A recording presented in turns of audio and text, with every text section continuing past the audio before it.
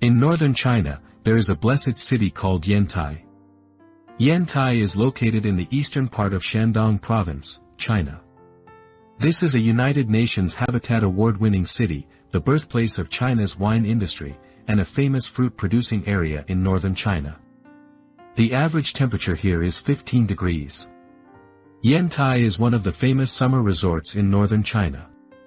In 1398, to guard against invasions by Japanese pirates, the Ming government established the Qishan Regiment on the northern foothills of Qishan Mountain. Today it is called Tashan, elevation 397 meters. The regiment base covered an area of 96,800 square meters. Official documents record that before the construction of Qishan Regiment Base, there was only a small fishing village here. This military base became the prototype of Yantai. When the Ming government established the Qishan Regiment, they also built a beacon tower called Langyan Duntai, on the North Hill, elevation 42.5 meters, located north of the Qishan garrison base, by the sea.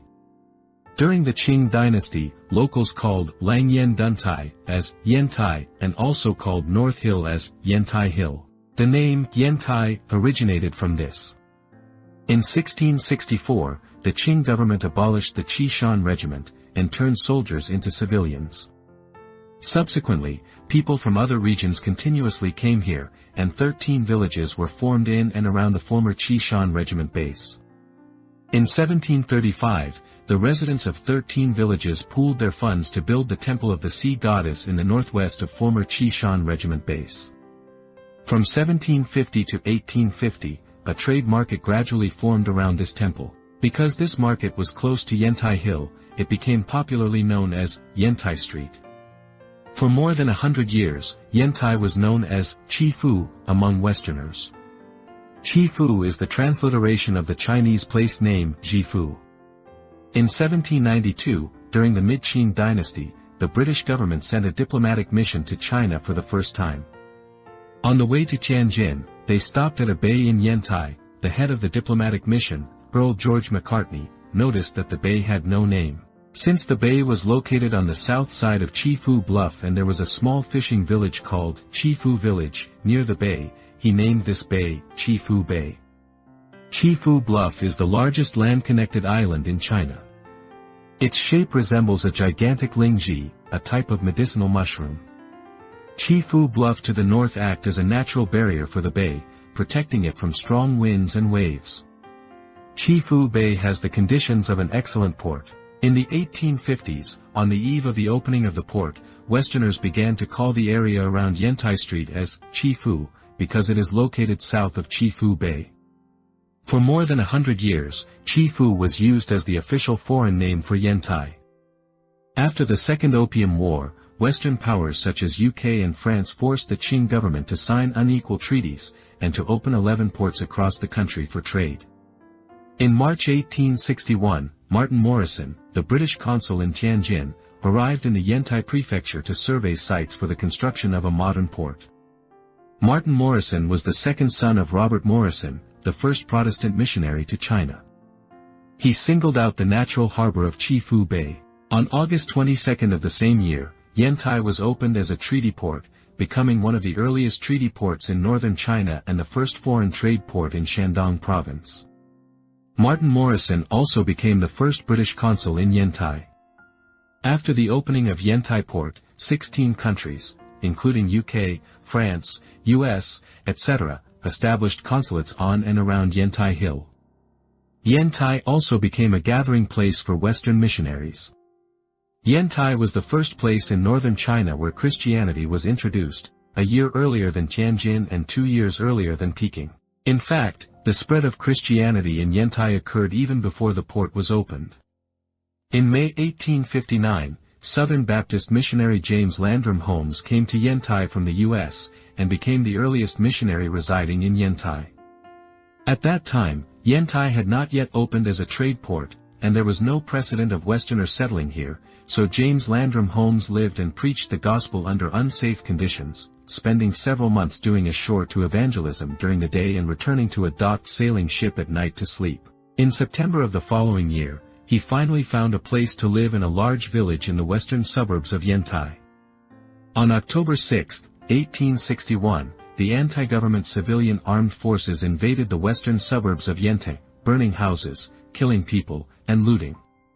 In order to protect the people, Reverend Holmes went to dissuade the leaders of the armed forces that night, but was murdered the next day at the age of only 25, becoming the first martyred missionary in Shandong province in Yantai. After Reverend Holmes passed away, his wife Sally Little continued to evangelism, became one of the mentors of the famous female missionary Lottie Moon. People in Yantai today are proud of this city's abundant agricultural products, its achievements in modern industry, and its good educational conditions.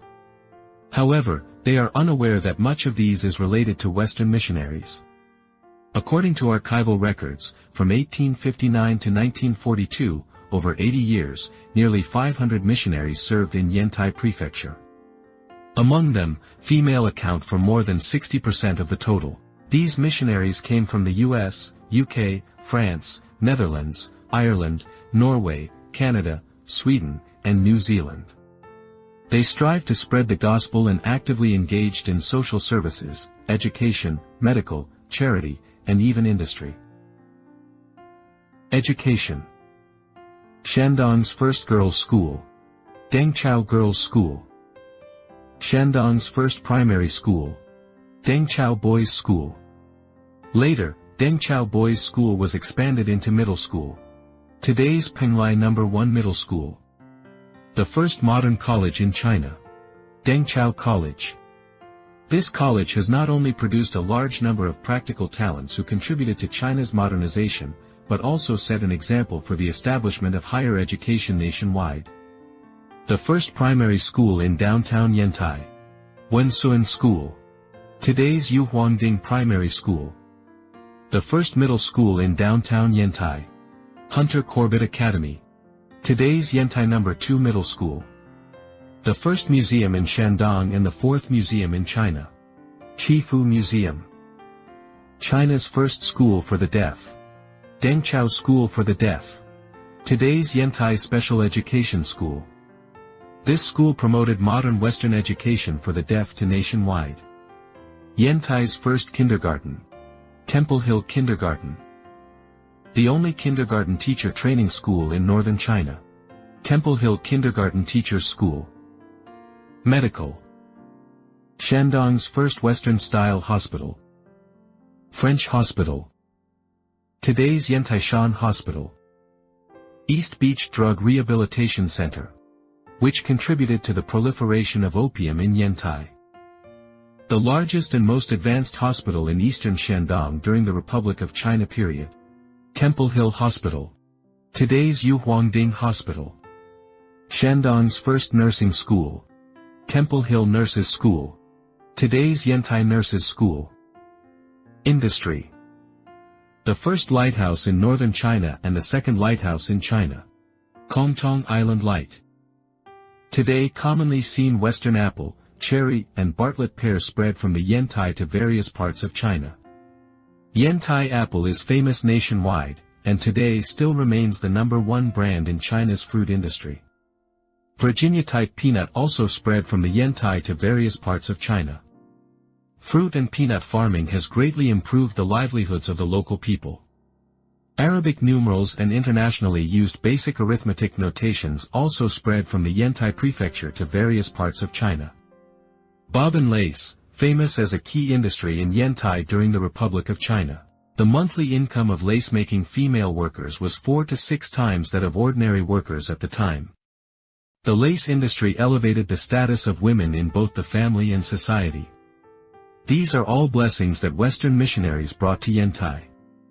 From the development of the city to the daily lives of its people, Yantai benefited greatly from them. Hunter Corbett was a legendary missionary who served the longest in Yantai. He came to Yantai in 1864 and died in 1920. Reverend Corbett has lived in Yantai for 56 years. When he came to China by ship, he was in a half-dead condition due to illness. 3 doctors advised him that it might be better to either return to US. But he said, "I believe that God has called me to China, and His will never changes. What should I do? I did not go against God's will, so I made up my mind, if I could not survive in China, then I would die in China. The doctors could only suggest that he go to northern China, where the air was dry, perhaps it would be better for him. So Hunter Corbett came to Yantai. Another missionary who came to China by ship with Hunter Corbett.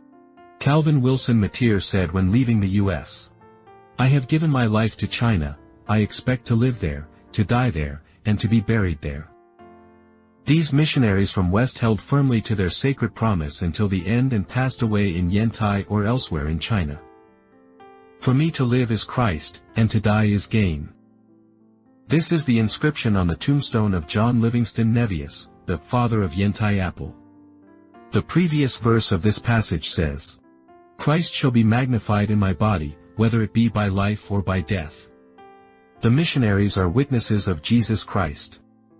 They have received the grace of salvation by Jesus, and therefore their hearts are filled with gratitude, dedicating themselves to God. God delights in their dedication and used them to accomplish His wonderful will. They preach the gospel and do good works in order to exalt Jesus and follow His example. A Christian's life and death are both a testimony for the Savior Jesus. Yantai is a blessed city.